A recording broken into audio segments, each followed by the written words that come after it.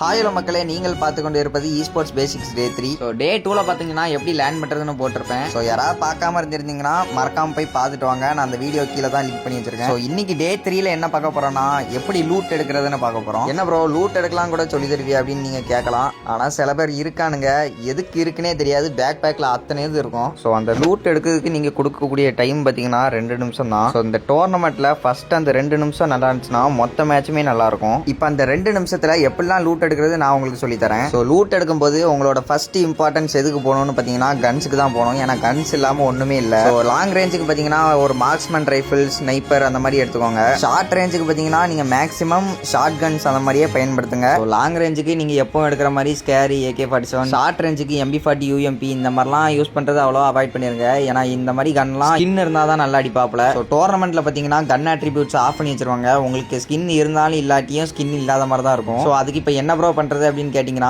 Marksman rifle, அதாவது AC-80, woodpecker, SKS இந்த மாதிரி எடுத்து ப்ளே பண்ணுங்க. வேற ஷார்ட் ரேஞ்சுக்கு மேக்ஸிமம் SG-AMO கன்ஸ், அதாவது M590, ட்ரோகனு, சார்ஜ் பஸ்டர் இந்த மாதிரி கன்ஸ்லாம் எடுத்து ப்ளே பண்ணுங்க. ஸோ கன் எடுத்தா போதாது, அதுக்குள்ள புல்லட்டும் எடுத்து வச்சுக்கணும். உங்க தேவைக்கு ஏத்தாப்புல புல்லட் நீங்க தான் எடுத்து வச்சுக்கணும். உங்களோட செகண்ட் இம்பார்ட்டன்ஸ் எதுக்கு போனோம்னா ஆர்மர் அண்ட் ஹீலிங் தான். வெஸ்ட், ஹெல்மெட், மெட்கிட்ஸ் இது இல்லாம ஃபைட் எடுக்கவே போக கூடாது. அப்புறம் மூணாவதா பாத்தீங்கன்னா யூட்டிலிட்டி ஐட்டம்ஸ், அதாவது ஃபைட்டுக்கு உங்களுக்கு தேவைப்படுற க்ளூ வால்ஸ், கிரனேட்ஸ், வேற இந்த healing drones, smoke grenade, flash pack இதெல்லாம் எடுத்து வச்சா டஃப்பான சிச்சுவேஷன்லயும் உங்களால ஈஸியா ஸ்குவாட் வைப் பண்ணிட்டு போயிடலாம். ஸோ அவ்வளவுதான் மக்களே, டே 4ல ஸ்குவாட் ரோல்ஸை பத்தி பார்ப்போம். அதுக்கு மறக்காம ஃபாலோ ஆர் சப்ஸ்கிரைப் பண்ணி வச்சுக்கோங்க.